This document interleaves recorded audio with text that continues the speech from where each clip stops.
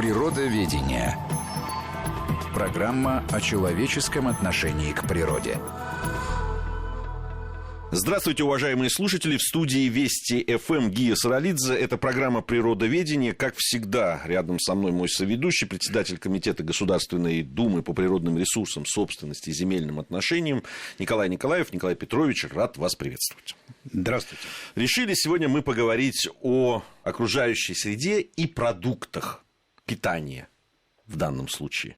Сложный разговор предстоит просто.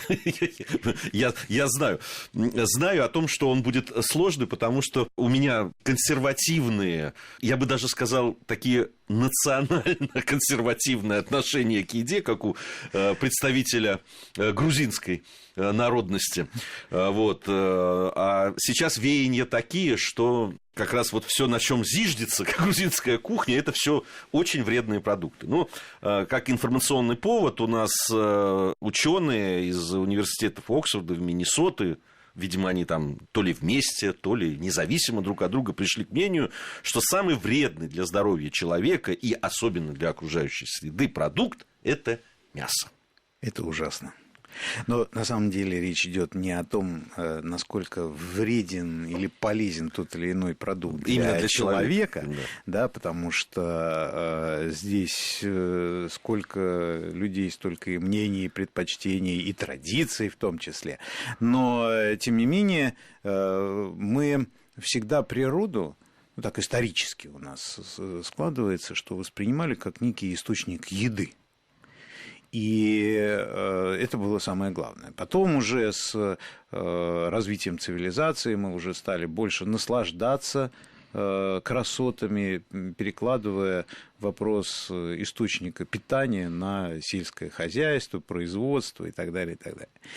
И сейчас мы столкнулись с тем, что действительно сельское хозяйство – это не просто такое домашнее какое-то приусадебное хозяйство, это огромная промышленность, это колоссальные предприятия, которые оказывают чудовищное влияние на окружающую среду, во всяком случае, многие так утверждают.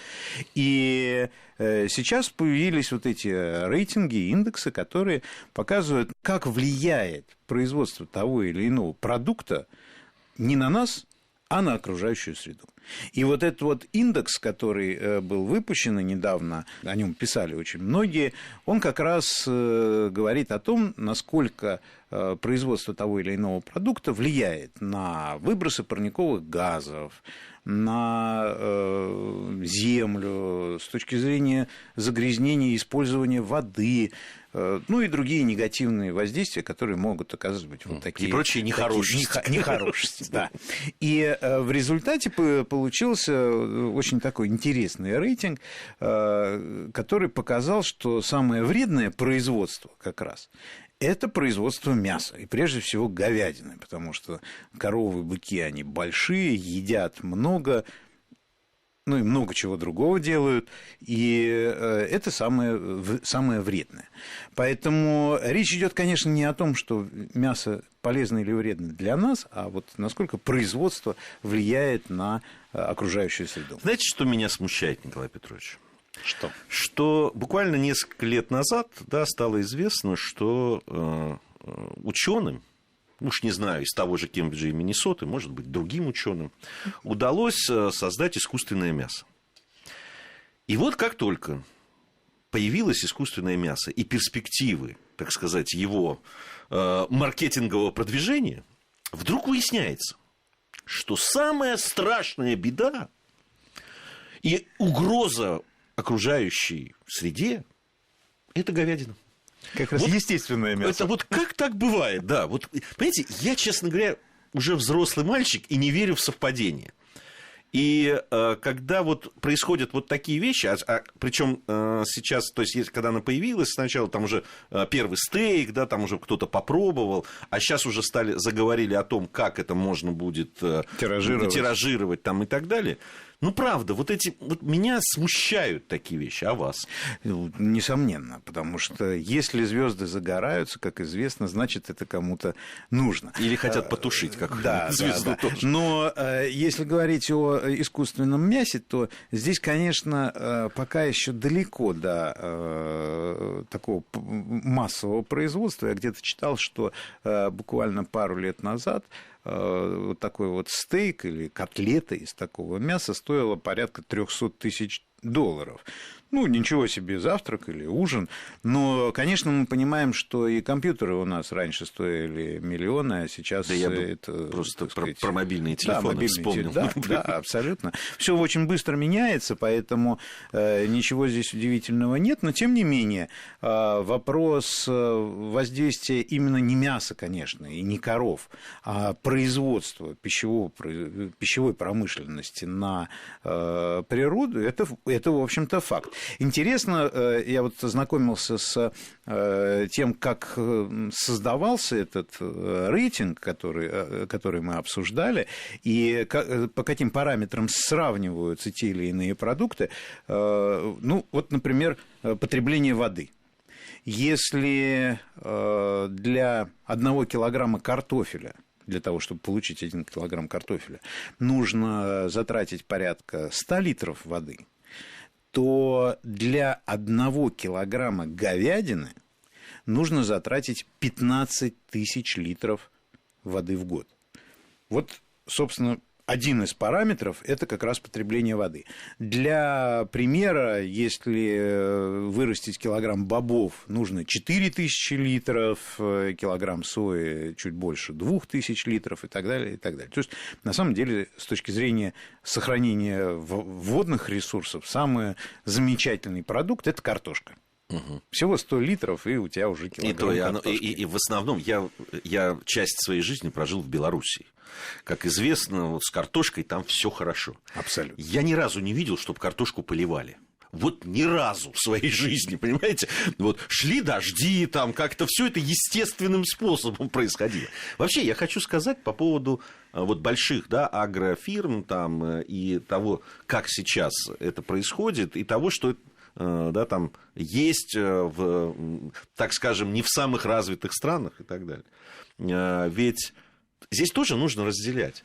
Вот эта вот сельскохозяйственная индустрия, да, которая есть в некоторых странах, там можно вспомнить ту же Голландию, да, которая вот ее не видно там на карте, но при этом она там производит какое-то невероятное количество. Там, Израиль тот же, да, вообще фактически в пустыне это происходит и так далее. И есть абсолютно варварские методы, да, ведения сельского хозяйства. И есть примеры совершенно другого подхода.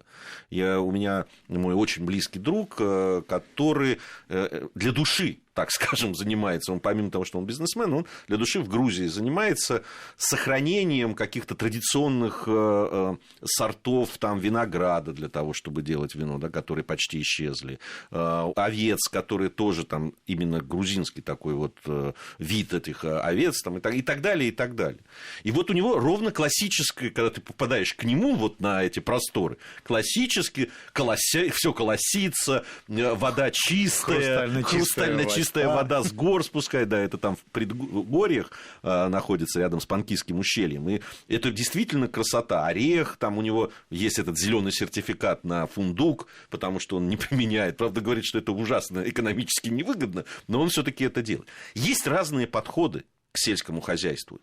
И когда мы все, и в том числе и коровы, кстати, у него и коровники есть, и к этому есть разные подходы. Но когда мы все валим в одну кучу, и тут же еще напускаем на вот этих людей, которые занимаются сельским хозяйством, какую-нибудь Грету Тунберг, вот правда, мне становится страшно. И абсолютно верно. Другое дело, что, конечно, мы должны разделять. Наша страна, она уникальна в том плане, что действительно это колоссальные просторы, и, в общем-то, вот таких вот очень интенсивных способов ведения сельского хозяйства мы, слава богу, наверное, еще не достигли.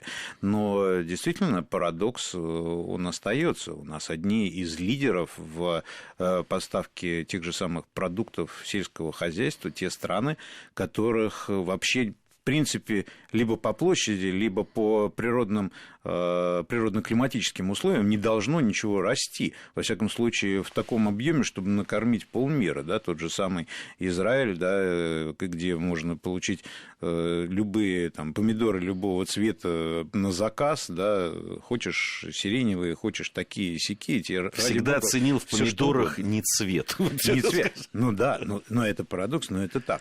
Но помимо всего прочего, конечно, речь идет о том, что если это в таких искусственных условиях создается, то, конечно, да, применяются там различные химикаты и все что угодно. Поэтому, когда речь идет о, например, производстве того же самого мяса, ничего удивительного нет, что у нас в мире, не у нас в стране, а в мире, где-то 15% от общего объема парниковых газов как раз выпускаются при производстве мяса. Сюда входит все. Да, сюда входит как раз обилие вот этих вот коров, отходы от коров, там многое чего другого, но факт остается фактом. Поэтому здесь, конечно, хочешь не хочешь, но вот в таких странах вообще, наверное, неудивительно, что они задумываются об альтернативе. Ну, задумываются об альтернативе. Они иногда бывают очень интересные. Да, там многие обсуждали гастрономические пристрастия Николь Кидман, известной актрисы, которая поедает насекомых. Вот. Правда, до нее в Китае и в других... Таиланд, да, это все поставлено на поток. Ну, кстати, есть люди и у нас, которые практикуют это. И вот сегодня мы сейчас подключим к разговору такого человека. У нас на прямой связи с нашей студией Геннадий Селезнёв, биолог, учитель. И вот человек, который рацион свой вот так вот строит. Геннадий, приветствуем вас. Здравствуйте. Добрый день. Геннадий, во-первых, я хотел бы вот у вас спросить по поводу насекомых. Это ваш какой-то был осознанный выбор? Вы действительно хотели вот заменить там условно мясо, которое вредно, на полезных насекомых, или это какая-то другая мотивация? Первое было исследование. Я участвовал в экспедиции по изучению саранчи 90 дней Монголия-Тула. Ну и поскольку ученые-исследователи, мы не только изучали поведение, но и решили проверить, как оно, если ее поджарить и съесть. Это было в 1971 году. И сейчас, сегодня, когда я с детьми рассказываю про разных животных и рассказываю про питание разных народов, рассказываю про саранчу, беру, так сказать, из своего пакетика и ем эту жареную саранчу. Сначала было такое резкое отрицание, а потом, поскольку дети, они исследователи, что если учитель что-то ест, что-то показывает, рассказывает, они верят, но только через свои чувства. То есть надо потрогать, попробовать. Они попробовали, им понравилось. Но потом стали и другие продукты. То есть сначала это у нас было через игру. А потом, когда я приходил на занятия, они спрашивали: вы принесли жареных сверчков, жареную саранчу, жареных личинок? Я говорю: да, принес. Они эти чипсы съедали, и тогда мы начинали занятия. То есть у нас не было такой большой цели, что приучить детей к питанию новыми продуктами. А это была просто сначала игра. Хорошо, но в принципе, то есть какая-то идеологическая какая-то вот у вас есть под этим всем какая-то база? Ну, условно, как та же Николь Кидман, которая считает, вот надо переходить на насекомых, потому что плохо есть мясо там животных и так далее. Вы мясо едите? И идеологическая база очень простая. То есть есть биологические законы, законы диалектики, и чем у человека, у ребенка, там, у взрослого больше разных наборов, или профессиональных, или в питании, или другого, тем у него больший коэффициент выживаемости. И если человек имеет одну профессию, вдруг эта профессия по каким-то причинам закончилась, он теряется, он не знает, что делать, он безработный. Так случилось с машинистками. Когда пришли компьютеры, только 5% из машинисток смогли перестроиться на компьютеры. Поэтому если мы используем в питании это самую разнообразную пищу, то для нас весь мир открыт. Мы можем спокойно пообедать и насытиться и в Мексике, и во Вьетнаме, и в Африке. а не только в Белоруссии, на Украине или России, где наша традиционная пища. Ну, почему? Начиналось все с этого. В Грузии, например, наверное, не традиционные, но с удовольствием едят. Геннадий, у меня еще один вопрос. Вот, Да. А как вы, собственно, относитесь вот к этой теории о том, что мясо самый вредный продукт, вы же все-таки биолог, для окружающей среды? Вот ваше отношение как биолога. Для окружающей среды это мое мнение, так сказать, однозначно. И парниковые газы, и действительно, чтобы вырастить килограмм мяса, нужно очень большие затраты. И затраты не только рублевые, то есть экономические, да, но и природные. Это и пастбища, это. И если перейти, так сказать, к древним временам, к динозаврам, то динозавры почему вымерли? Поскольку много-много было травоядных, травы на всех не хватало, они стали погибать. То есть они не могли перейти на всеядную пищу. И те динозавры, которые питались разнообразной пищей, они сохранились и живут до сегодняшнего дня. И эти динозавры называют ученые птицы. Ну, а скажите нам, пожалуйста, Геннадий, я думаю, что всем будет интересно, помимо того, что ваше отношение вообще к общей ситуации, а на вкус это как?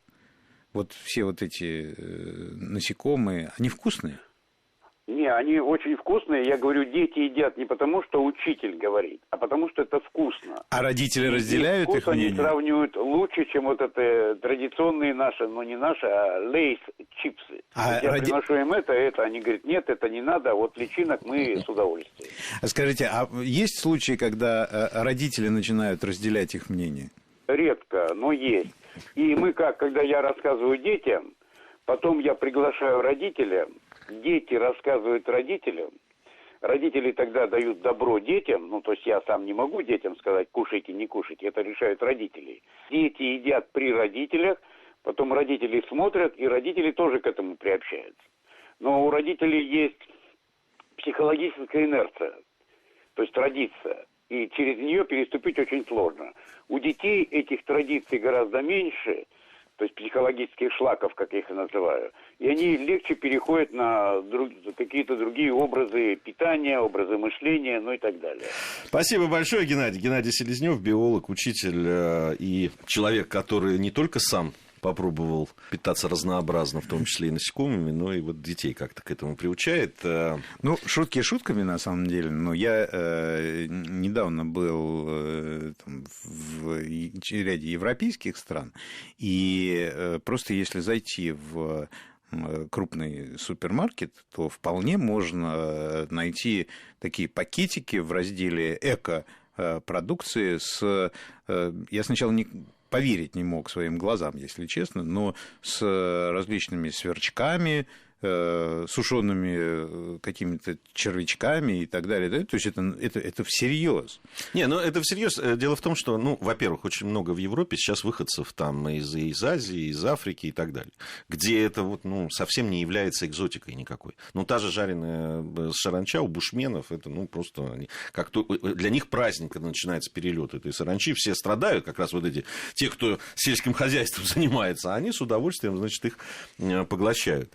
Знаете, вообще, что меня смущает во всей этой истории, когда начинают говорить о и разнообразии питания, о том, что производство сельскохозяйственное наносит большой ущерб, у нас по-прежнему, я посмотрел статистику, умирает огромное количество людей в нашем мире от голода, да. От банального. Просто людям нечего есть. Не того мяса, которое производит много парниковых газов, ни насекомых, которые не производят, им просто нечего есть. В нашем мире, когда мы говорим о том, что здесь надо бы сократить, здесь надо бы подумать о том, чтобы более экологично подходить и так далее. Меня удивляет, что мир, в котором дети умирают от голода, прежде всего задумываются о том, как вы нам здесь более экологично что-то производить, они задумываются над тем, что давайте накормим здесь людей, да, и потом займемся действительно природой, экологией и так далее. Или параллельно хотя бы этим будем заниматься. Есть действительно чудовищная статистика, такое часто ощущение, что у нас абсолютно два мира, две планеты, потому что одновременно с тем, что люди умирают от голода, есть страны, в которых люди умирают от ожирения, и в которых где-то треть еды, когда она производится, треть это гарантированно, что она уйдет в помойку. И здесь, конечно, эта ситуация страшная, и недаром здесь очень большое внимание нужно уделять, в том числе и наша страна уделяет большое внимание достижению так называемых целей устойчивого развития, где одна из целей развития мира – это борьба с нищетой, борьба с голодом. И в следующем году, кстати, наша страна в первый раз будет отчитываться по достижениям целей устойчивого развития перед мировым сообществом в Организации Объединенных Наций. Но если возвращаться, конечно, у нас уникальная страна. Нам не нужно есть насекомых. У нас, если даже ты не хочешь мяса, у нас есть грибы, ягоды, в конце концов, дичь, как бы к этому ни относились разные люди, но тем не менее это то, чем богата наша страна, и то, что, конечно, нужно сохранять прежде всего. Сохранять и приумножать, да. Но я понимаю, когда я говорю о каких-то ценностях, я абсолютно понимаю, что ценность нашей природы, которую мы изрядно, надо сказать, да, загадили за эти десятилетия, столетия, конечно, требует очень... И требует, причем сейчас именно, да, очень внимательного отношения и действий. Но мне кажется, что здесь тоже в методах, в этих надо быть осторожным, избавиться от этих шараханий, за новомодными какими-то. Нам важно не дойти тоже до этих рейтингов, это точно. Да. Большое спасибо, Николай Петрович, председатель Комитета Государственной Думы по природным ресурсам, собственности и земельным отношениям, Николай Николаев, Гия Саралидзе в программе «Природоведение». Надеюсь, через неделю мы вновь с вами, уважаемые наши слушатели, встретимся. Природоведение. Программа о человеческом отношении к природе.